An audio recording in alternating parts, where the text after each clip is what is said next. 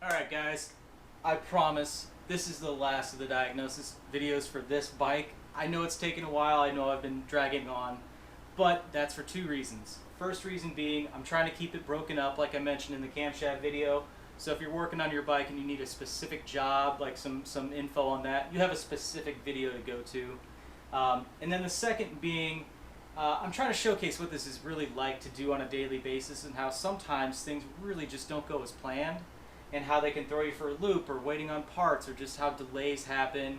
And then just trying to ultimately find the best repair, the best solution to any problem that you're facing. So in this video you're going to see some carb tuning and then some other issues, another issue I found that we're gonna rectify that. But yeah, just trying to show what it's like real world, and maybe let you know that things seem to be beating you up, or things may not be going right all the time for you in regards to your bikes. Don't worry, it happens to everybody. It's part of owning an old bike. So anyway, enjoy the video, and again, thanks for sticking around this long.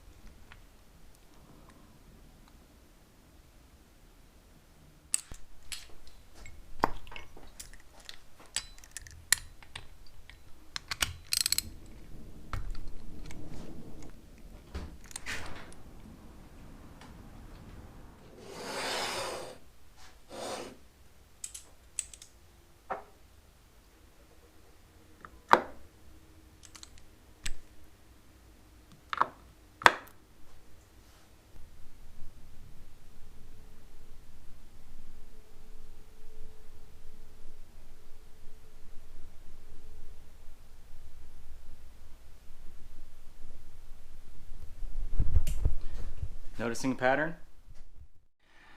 So you see the plugs, it's fouling the plug on the right cylinder.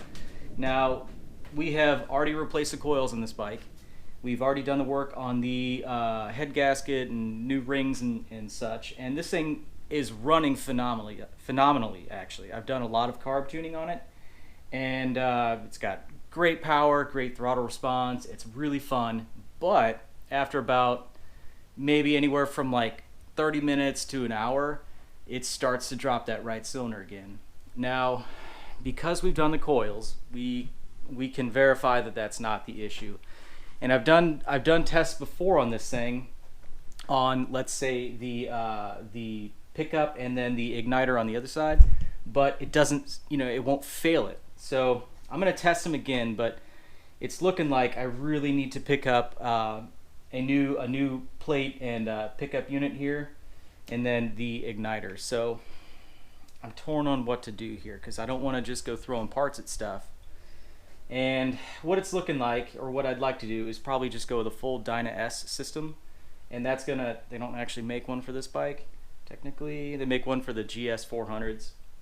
And what that would allow me to do is go ahead and just replace this with essentially the same type of hardware, same functionality, using the stock spring-loaded mechanical advance, so you keep your timing curve, but replace this plate with just newer non-1981 parts, and then simplify the wiring, and it would actually allow me to ditch the igniter unit right here. So 1980s, Japanese tech, while good, it is still 1980s Japanese tech. And they do fail over time, but the hard part is I can't exactly test it to make it fail. I'm gonna keep trying, but it's looking like the only thing that can cause a fouled out right plug, you know, intermittently like that after, say, heat soaking is going to be an electrical ignition issue versus, say, a carburetor issue. I've been through those things top to bottom like 15,000 times, and I've got them pretty well dialed. And this thing runs fantastic all the time, just until it heat soaks enough to where it starts dropping spark. And it's unfortunate because we have already put the coils in there, and it doesn't appear to have fixed it, although it does operate smoother for sure up top and higher RPMs. And that's kind of the name of the game. That's the process you go through and the things you face with these old bikes, and it really sucks sometimes, but you know, it's what you sign up for with these things. And you know, the customer, the owner of this bike, he's been super patient, he's been super cool, and I can't thank him enough. But it's looking like we're gonna go ahead and have to go a little bit further on this thing. And you know, I'm usually always confident when I do it, but we're not there yet. So yeah, I'm gonna keep working at it, but we'll figure it out. We're gonna keep trying, and you guys will see what I end up doing. All right, guys. So I think I finally made a breakthrough here. We are testing the signal generator way down here, and I've tested it before, and I can't get it to fail. But I think the more and more I've been riding it and getting it to act up, I think now it's finally being consistent and showing how it fails. Now, there's two tests here. The book gives one, and it's kind of unfortunate, but anyway, we're hooking up the power on the signal generator, and I'll show you both tests. We're going to hook up the common power that goes to each pickup, and then we're going to go ahead and just connect that back into the harness. Now we're going to set our multimeter to ohms. So it doesn't matter which way is which here. I'm just going to go positive just for personal preference here. Anyway, the signal pickup, the green wire is actually for the left cylinder, and then the brown wire here is for the right. So we're going to go ahead and probe one at a time. Go to chassis ground, 68.3. Same test, the other side. 68.5. Okay, now per the book that passes. Now we want to test ohms between them, and this is not something in the book, but everything I read online and some other Suzuki information says between, say, like, I don't know, 200 and 300 ohms. But us testing ours, 135, 135.9 typically.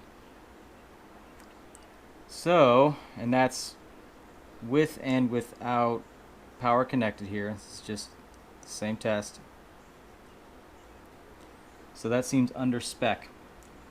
Now, I don't know if that gets worse, obviously, when it gets hot, but that's a failing grade. So I'm currently searching for different options for this, and you know, there's multiple options. I can try to just try to get a new or replacement GS450 unit, or I can maybe try to retrofit a GS500 unit on here that's a little newer. That might be a little bit more work. Or if we just went with a Dynatek S system, we can get rid of the igniter unit and just have one simplified setup that's all new. So we're gonna figure that out, but I'm actually pretty happy that something failed and gives me a concrete result to stand on and build from. So anyway, we're gonna figure it out. Alright guys, so I'm wanting to go ahead and try one more test here. Now, as we've been experiencing the issue with this bike, it seems to be dropping the spark on the right cylinder. So I want to try to duplicate a heat soak running condition with the pickup coil here. So this is the pickup that controls the right cylinder. So I want to try to heat soak this. Now I'm going to go ahead and get this test hooked up as normal. I do have to put power, or do common power between these two here.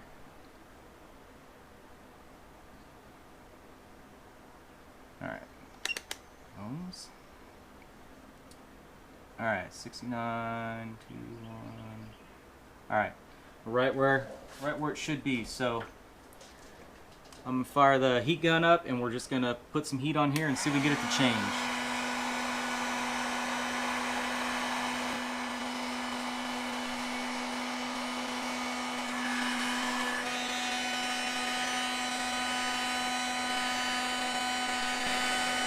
And basically we're just trying to see what happens when we either expand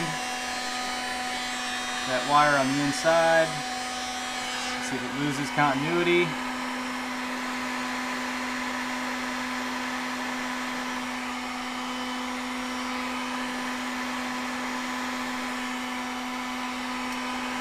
The high end reading is 80.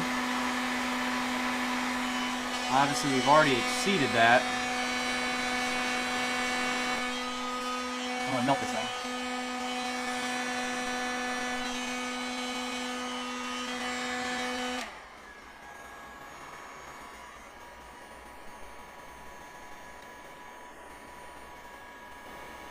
Just keeps climbing.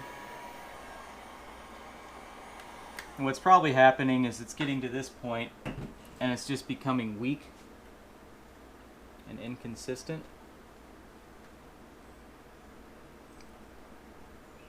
So you can watch, it's just continuing to climb here.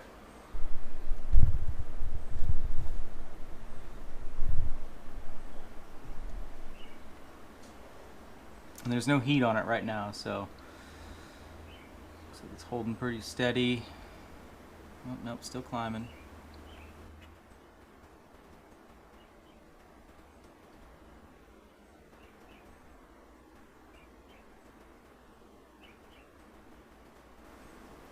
And then whenever the bike cools down, all seems well.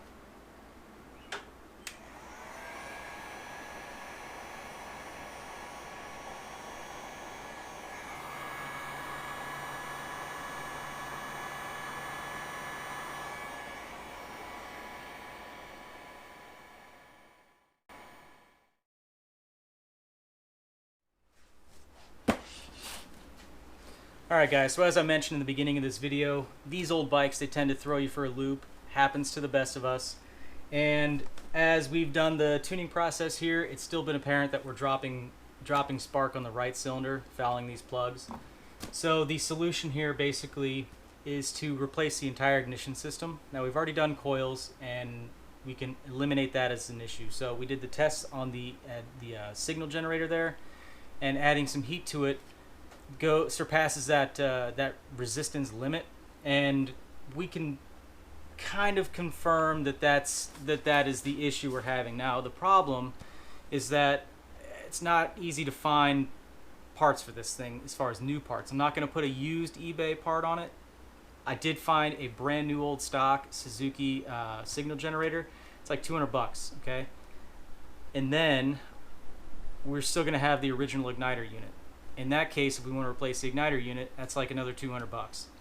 And so we could keep, you know, I could do the same thing we did with the coils and hope that it would fix it.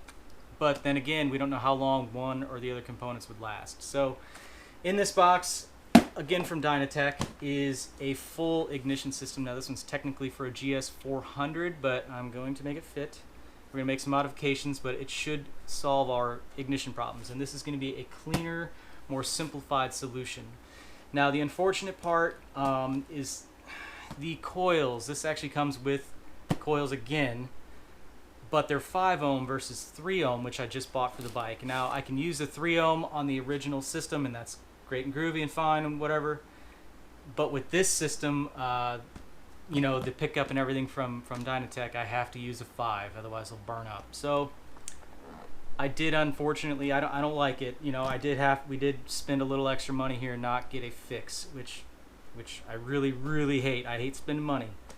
So I'm gonna try to sell those, but this should be a better system.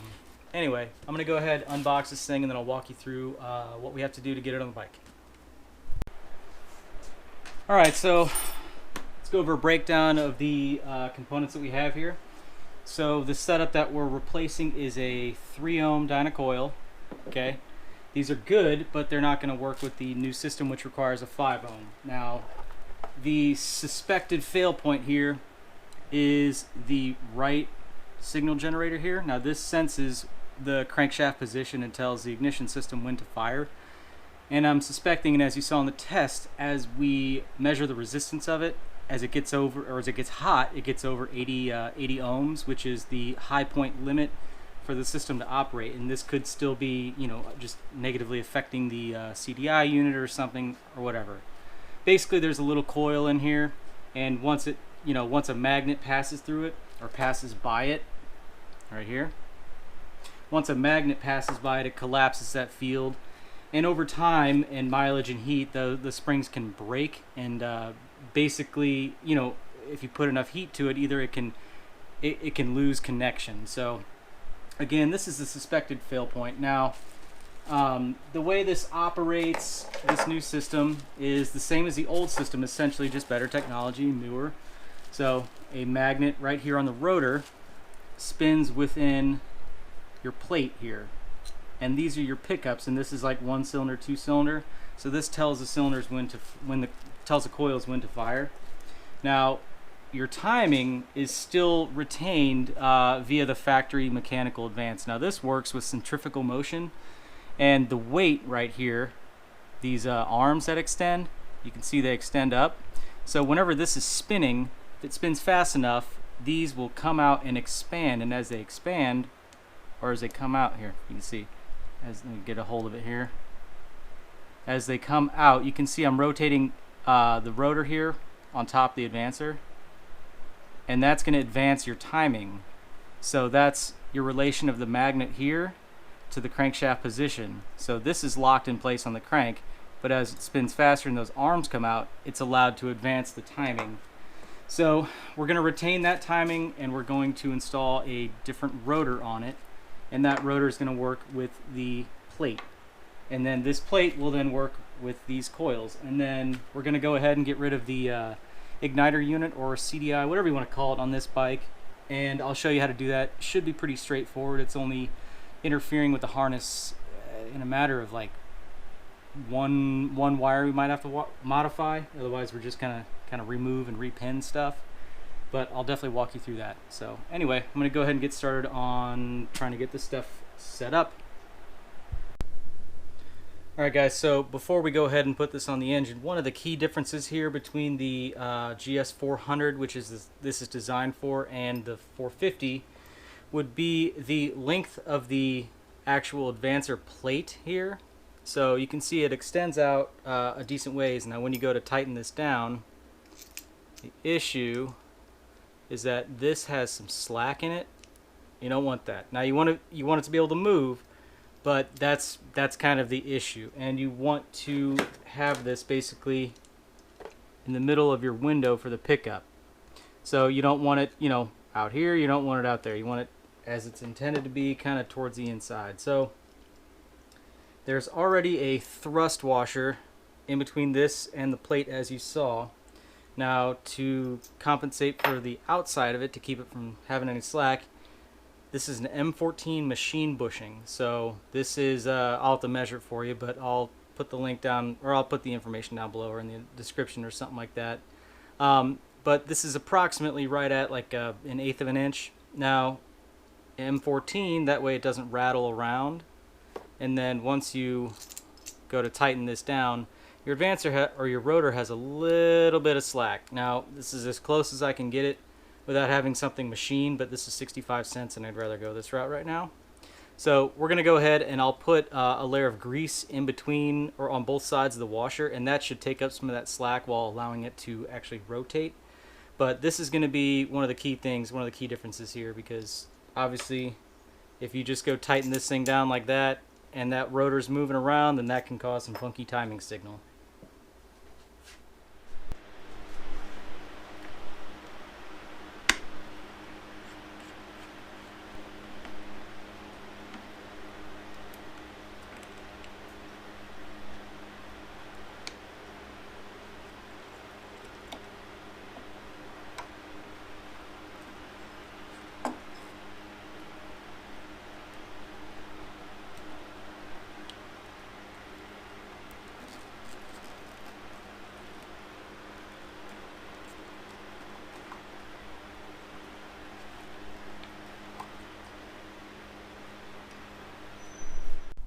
All right, guys, let me show you how we're gonna tap all of this into the bike.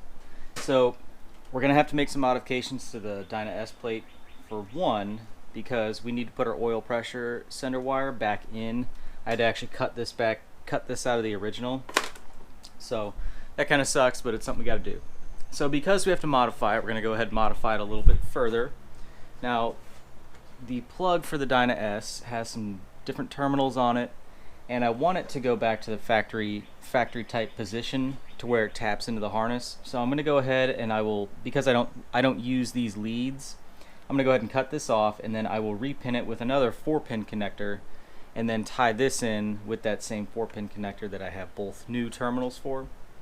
That's going to backfeed into this plug, which originally went to the igniter. Now let me show you how we're going to tap into that, how we're going to make this work. So I'm not gonna sell this igniter. Who knows if it's really good, so I'm not gonna be comfortable selling it in somebody else's bike being broke down on the side of the road or something like that. So anyway, I'm gonna go ahead and cut the leads off of this, and then we're gonna utilize the factory plug on this side, and we're gonna loop the terminals basically. Okay, so real quick, I want to try to explain this as clearly as possible. We're looking at the wiring diagrams for 7778 GS400. This is what the Dyna S is made for.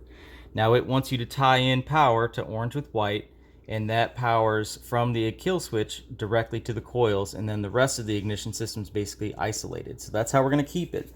Now, on the 8081 that we're working on, we have the igniter unit, which we're deleting, and then we're also replacing the signal generator.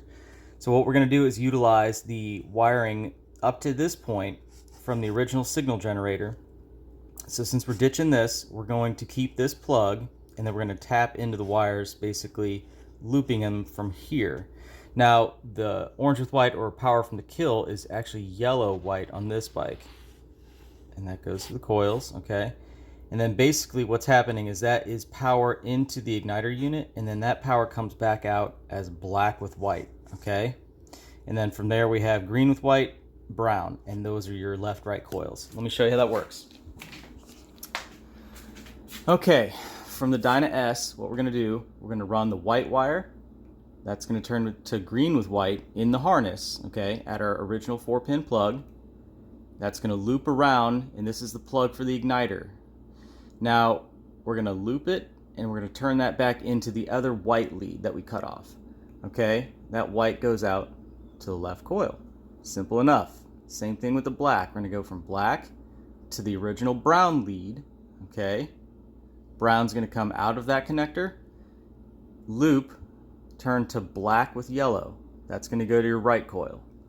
All right, red, that's your power. So I went ahead and I soldered the two together as we went into the connector. Okay, that's going to turn to black with white out of the connector, loop it, orange with white. That's our power into the system, and then feeds back out.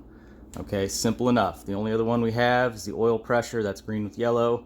That goes to the dash light. But go ahead, pause it right here if you want. That way you have a clean wiring diagram for your build. Hopefully that clears it up.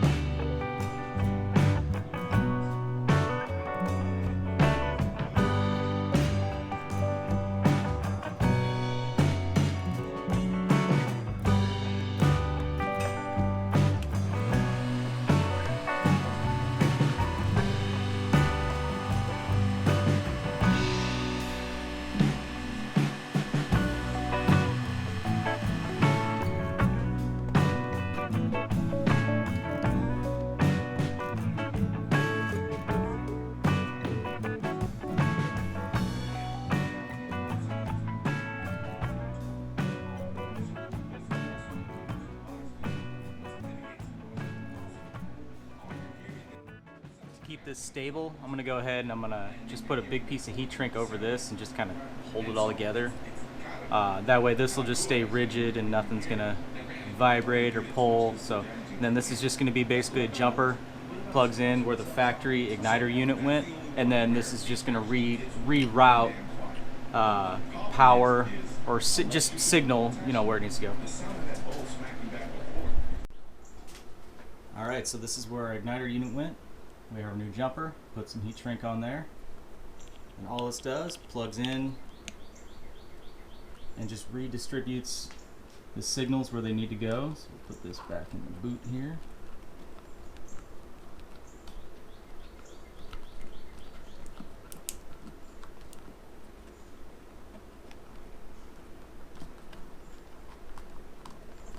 And then this sits down where it went. Alright guys, so I just wanted to show you how this is going to work. So this is the factory plug that went to the signal generator. So this is going to have, this has 4 wires on it, one of which is for the oil pressure switch. And then the other ones are power to the whole system, so the ignition system. And then there's going to be 2 signals out from the ignition system, or from the signal generator or the pulsar coil. So I'm going to show you the black with white is what we're going to tap into for power, and that's what we looped back here from orange with white. So we're going to go ahead and check for switch 12 here. Now I've already connected the ground on the tester here, and then as far as power, right now that's key off. Okay, touching the lead, just kind of jump around, nothing going on. All right, key on, ignition is off. All right. Right now, still jumping around, not really doing anything. So no power.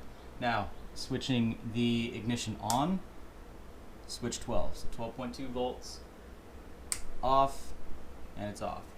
So that's the lead we're gonna tie into, and that way our kill switch works like factory. But instead of it being directly tied into, say, like orange with white, it's tied into the black with white, which is then tied into the orange with white, so without making too many changes to the harness. So now I'm going to go ahead and I'm going to go ahead and clip this off, because again, I don't use these terminals. Repin it on a different 4-pin connector I have, and I'll show you these right now.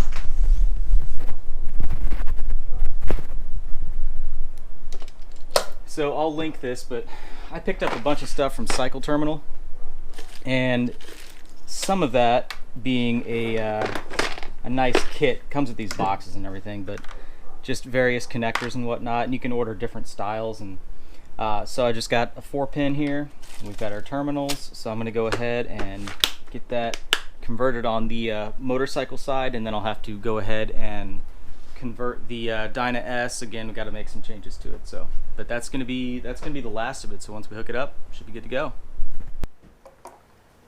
Alright guys, so one more thing to consider before we kind of finish up this install is a warranty. Now, Dynatek does warranty their products, but if you go modifying them, obviously they're going to void that warranty.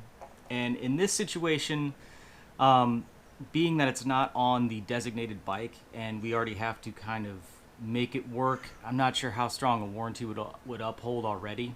So although they're good products, it's just something you need to consider. So you could take this and I could modify the bike and make it work with all of these terminals on here, but because I can't leave well enough alone, I have to go ahead and modify everything. So because I want to go ahead and put a different terminal on here to work with the plug, and I also need to add this, I'm going to go ahead and clip this entire end off and do all new heat shrink and everything on there. So something to consider. I don't have to do this, but I just want to make it look factory as well. So I'm going to go ahead and take that leap. So no going back.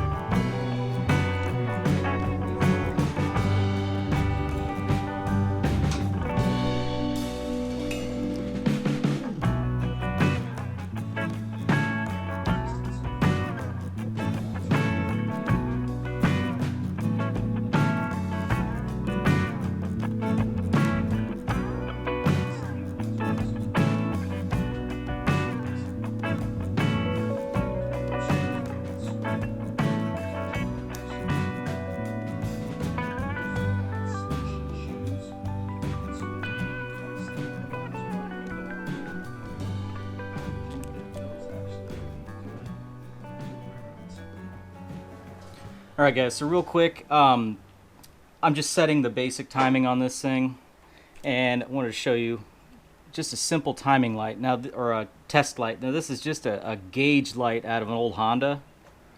You just wire it, you know, positive, negative, but in this case we're doing the positive to the coil lead up there. We turn the ignition on, turn the power on, and then this is connected to the right coil, because that's where we have our timing mark on the advancer. So we just rotate. Right now we're passing the left side, so the magnet's passing the left pickup. Coming up on the right side. Should come on now. You won't be able to really see this, but I've already advanced the plate so it works on the fire on the right side. Yeah. But simple as that. And then once I have it running, I'll get it back, I'll get my regular timing light back out and just reconfirm everything.